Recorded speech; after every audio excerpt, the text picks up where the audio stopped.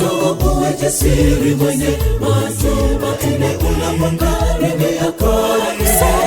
Kusongwa na watu kusikufanya ukavunjika moyo. Ni mguso wa imani unaweza badili maisha yako. Je, imani yako imemgusa Bwana kiasi cha kukuponya shida yako? Uwe jasiri mwenye matumaini unapokaribia kwake. Kusongwa na watu kusikufanya ukavunjika moyo. Uwe jasiri mwenye matumaini unapokaribia kwake. Kusongwa na watu kusikufanya ukavunjika moyo. Ni mguso wa imani unaweza badili maisha yako.